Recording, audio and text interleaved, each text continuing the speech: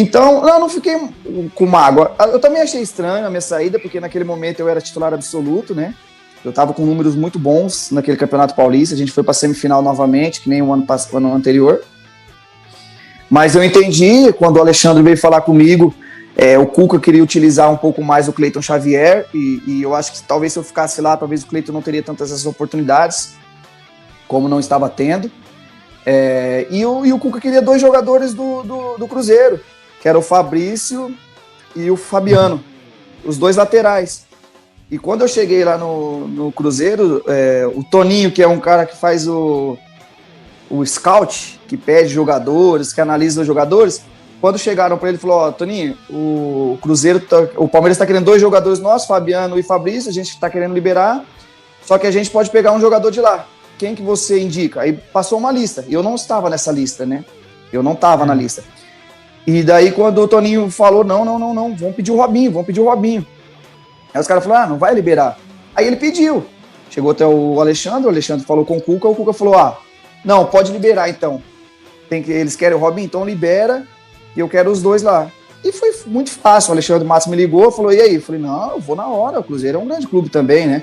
Claro que eu tava num grande momento no Palmeiras, e na hora eu senti assim, mas, pô, o Cruzeiro é o Cruzeiro, né? Dispensa comentários. Então, na hora eu fui, cheguei lá, o Toninho falou, cara, ninguém tá acreditando aqui que a gente conseguiu trazer você.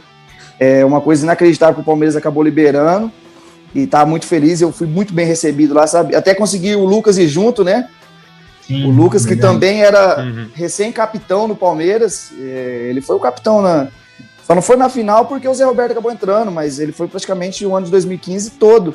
Mas nas negociações eu acho que o Cruzeiro se deu melhor. Mas não fiquei com mágoa não, de maneira alguma. Até logo depois a gente teve um jogo em Araraquara, se eu não me engano. Eu e o Cuca conversou, ele falou, você não tá chateado comigo não, né? São coisas do futebol. Eu falei, não, de maneira alguma, isso aí faz parte do futebol. Tô muito feliz aqui.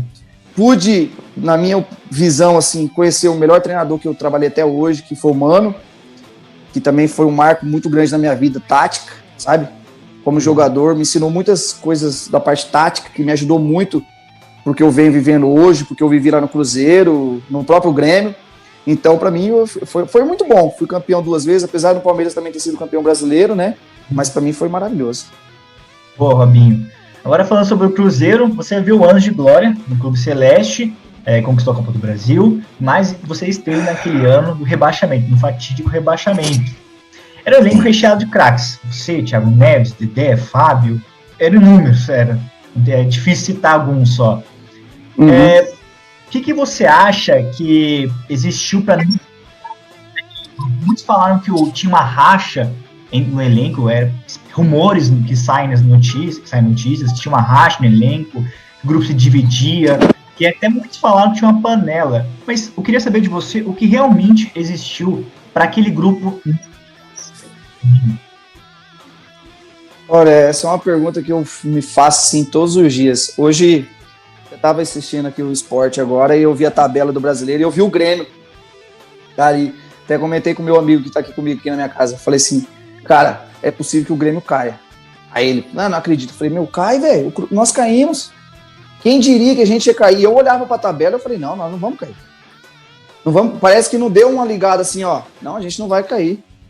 E a gente fazia várias conversas no vestiário lá, não, gente, a gente tem 2 jogos aí em casa que a gente vai ganhar e vai escapar. E foi rodando, foi acontecendo, foi troca de técnico, e atrasos salariais, e algumas reuniões que não eram verdadeiras, falavam alguma coisa pra gente e fazia outra, aí eu tô dizendo a diretoria. Nós, jogadores, talvez não demos o valor que deveria no campeonato, naquele momento no que a gente estava passando, sabe?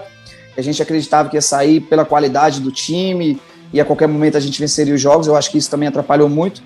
Mas racha no elenco, cara, isso aí não teve... A gente era muito unido, sabe? Não tem uma briga, não tem uma discussão, que talvez faltou isso também, ter uma discussão, ter briga, ter outras coisas que desse uma ligada, desse uma mudança. A gente tinha muita cobrança interna entre nós atletas mesmo, a gente fez várias reuniões, várias. Teve reuniões que teve discussões, mas não chegou a ter briga.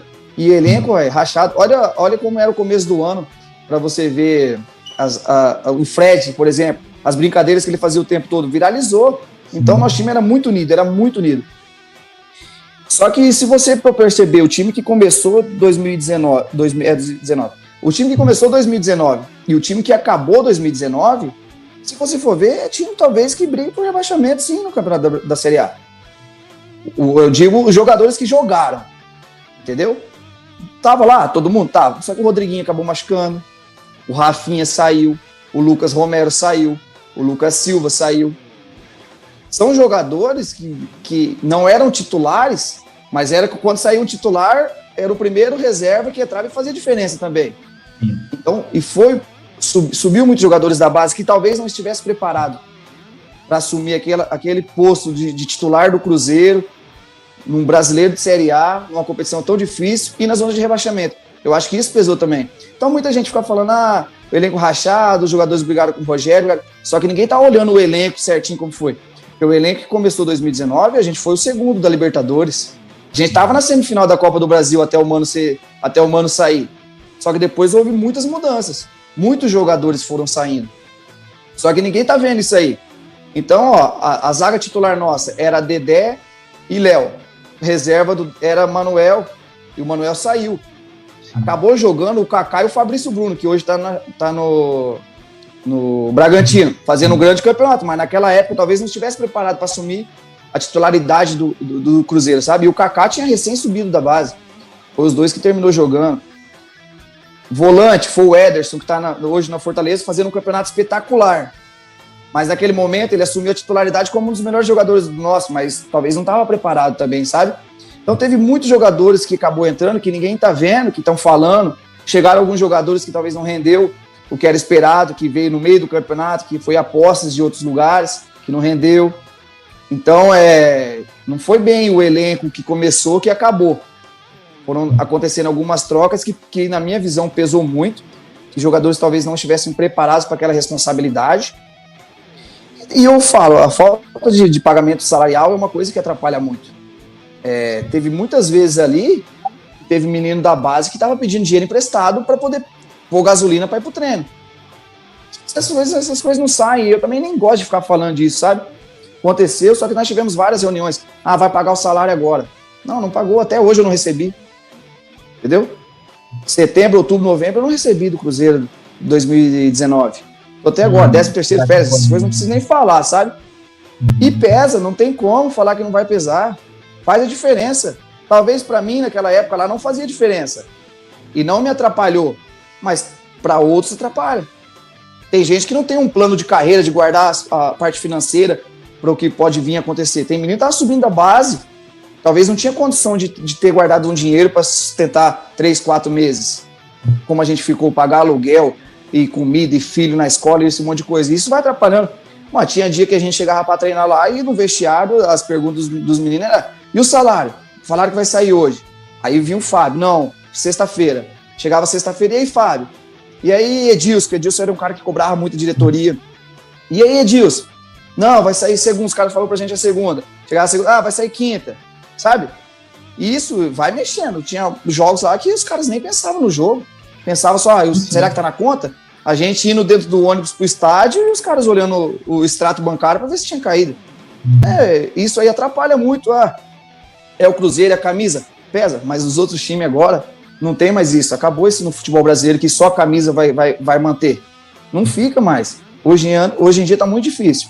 E foi o que aconteceu. Muitas coisas erradas e acabou que, tecnicamente, alguns jogadores que nos anos anteriores que renderam demais não estavam rendendo o esperado, e aí fez com que o time fizesse assim.